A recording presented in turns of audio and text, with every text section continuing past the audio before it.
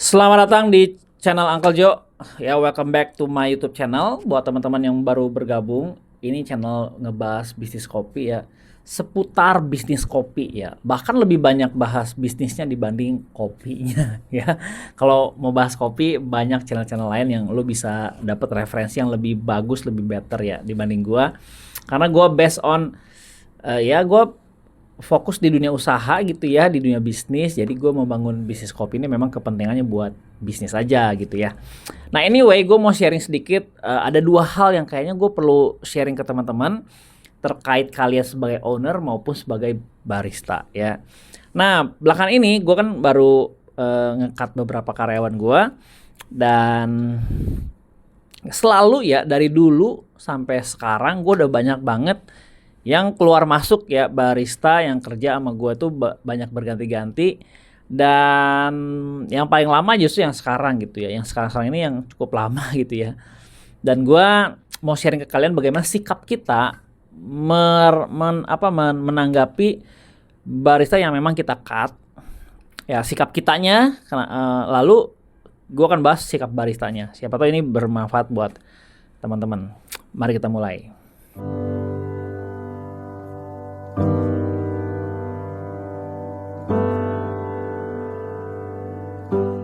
Oke, yang pertama-tama adalah kita sebagai owner ya.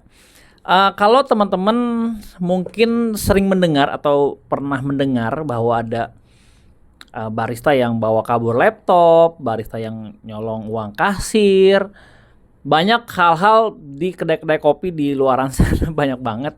Yang kasusnya ya random gitu ya, kasusnya ada aja gitu ya. Dan memang itu adalah habit yang penyakit ya menurut gua.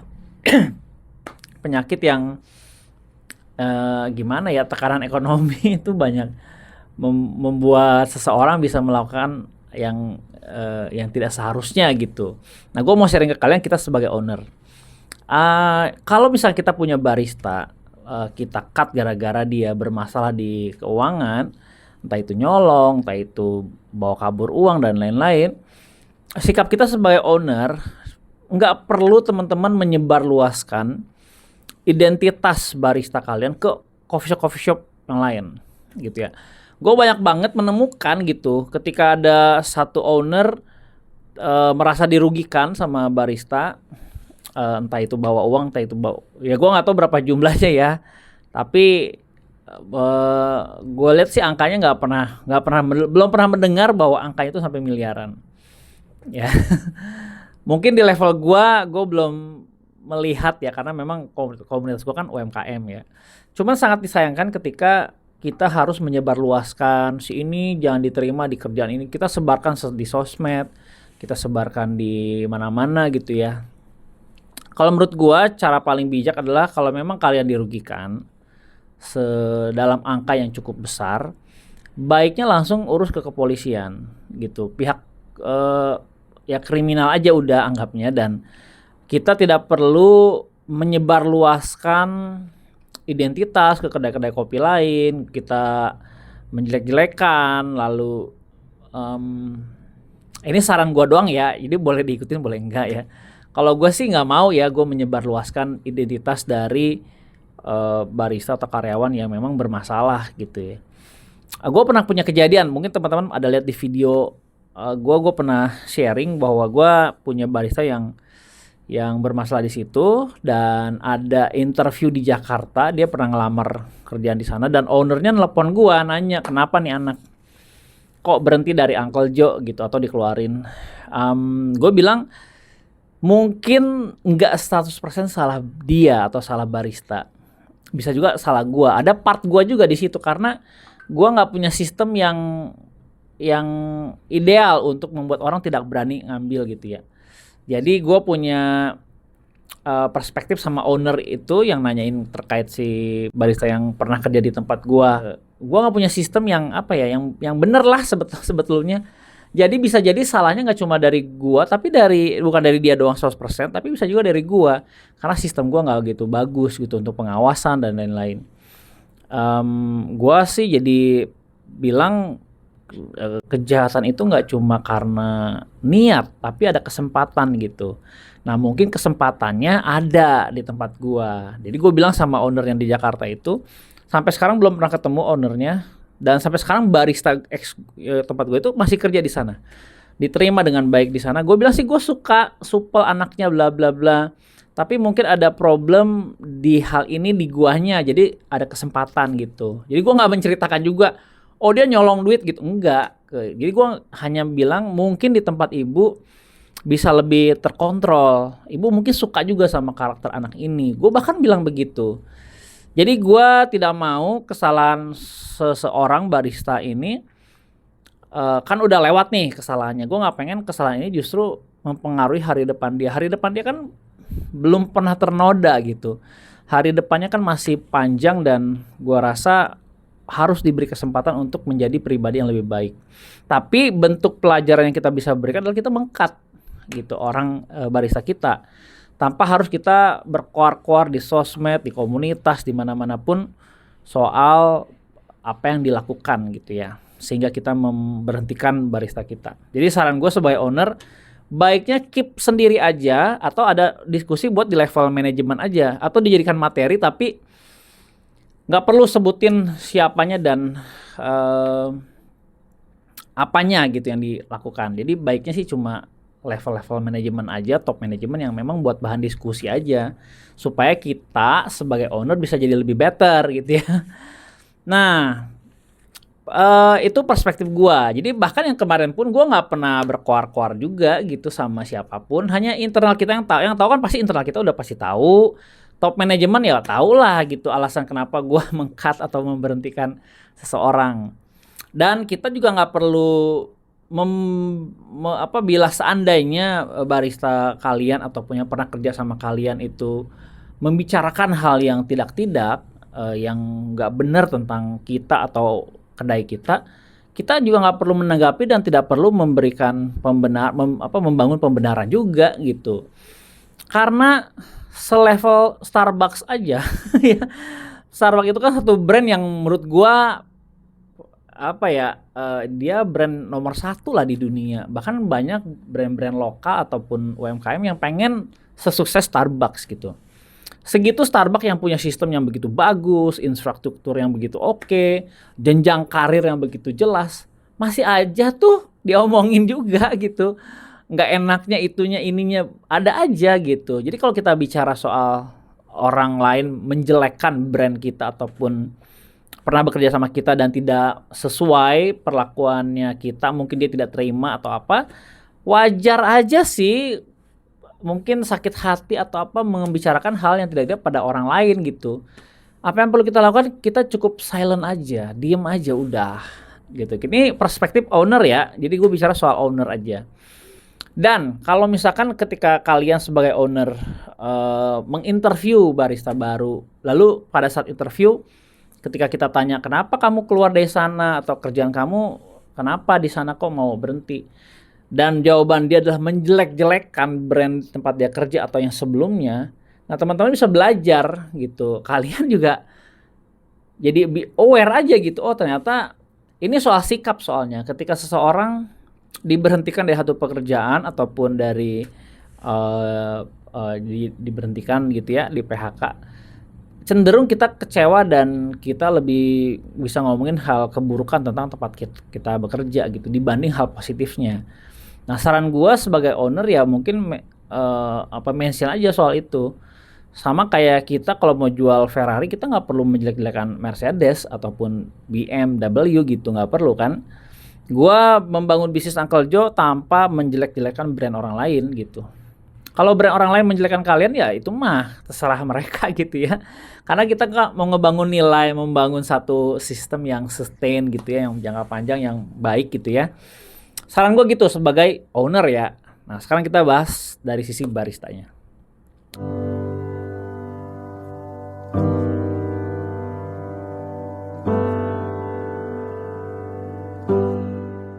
Nah kalau teman-teman membuat satu kesalahan yang prinsip sehingga kalian dikeluarkan ya dari tempat kerja kalian, mungkin jadikan sebuah pelajaran ya, keep di kalian aja. Oh iya, sadari Kalau nggak disadari, kalian akan ngalamin problem yang sama dimanapun kalian pergi ya.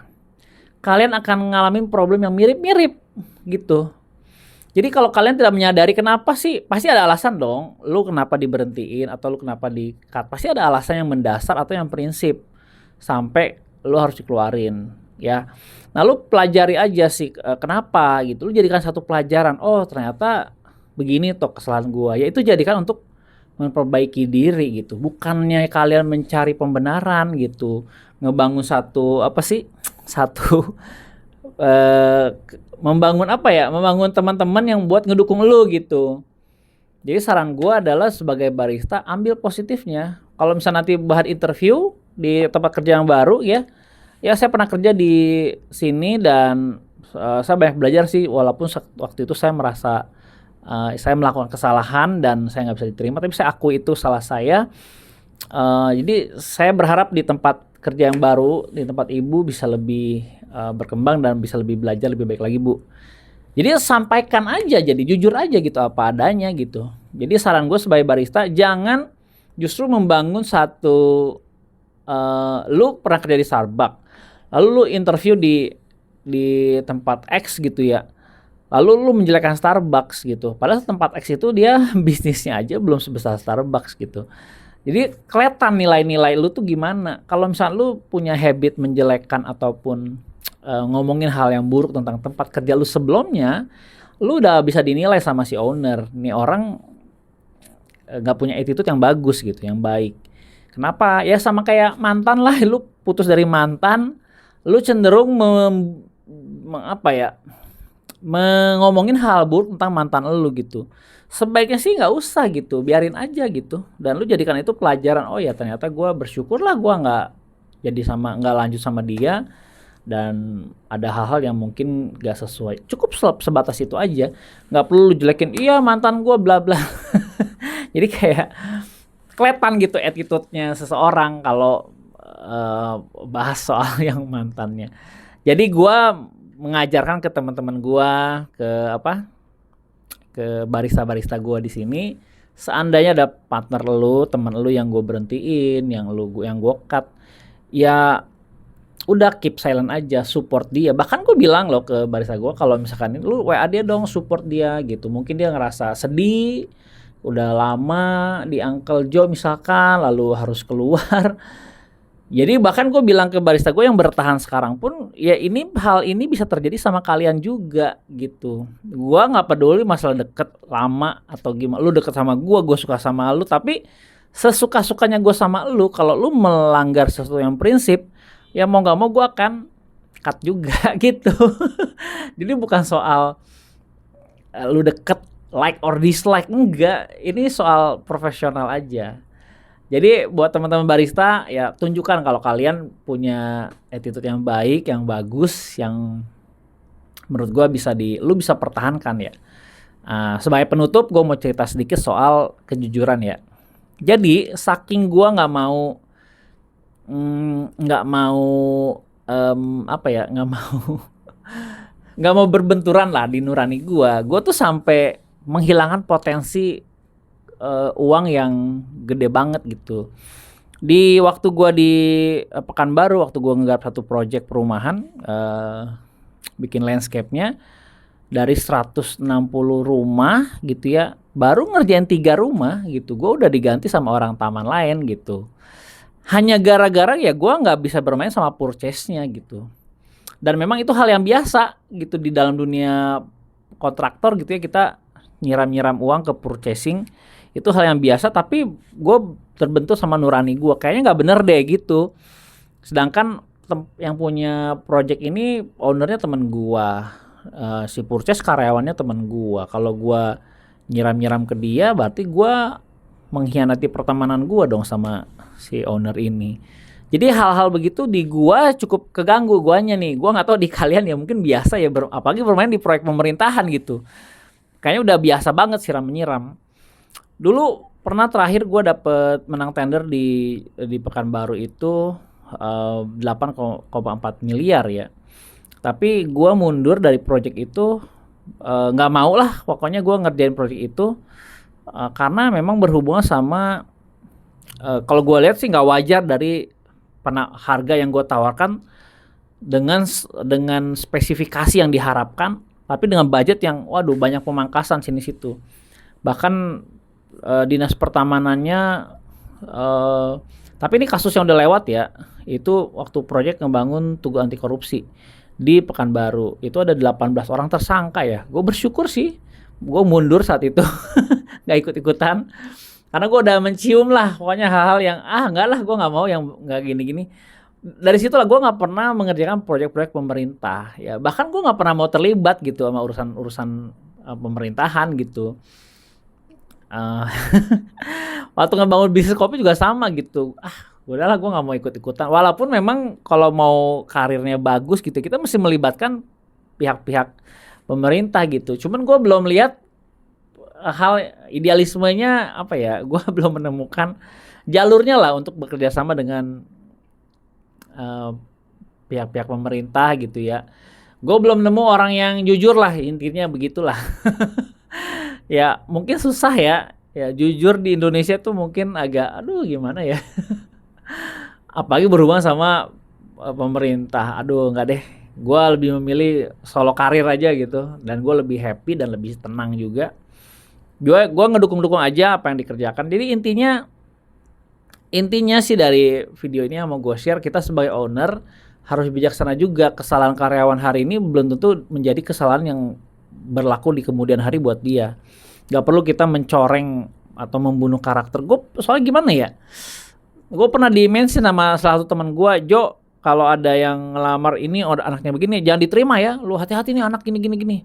Dalam hati gue, lu berapa miliar sih hilang gara-gara anak ini gitu, sampai lu harus melakukan kampanye gitu untuk menolak ini orang gitu ya. Kalau buat gue sih rasa-rasanya semua orang punya kesempatan kedua lah untuk memperbaiki hari depannya.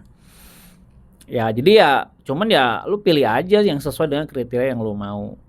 Dan mungkin itu aja yang mau gue share ya dari dua perspektif, dari owner sama pun barista. Jadi gitu aja di vlog kali ini. Kalau kalian punya masukan atau punya hal-hal yang mau lo sharing atau mau komentar di video ini, silakan komen di below, dan sampai ketemu di video selanjutnya. Bye. Thank you ya yang udah nonton video ini. Jangan lupa subscribe sebagai bentuk dukungan lo terhadap channel ini.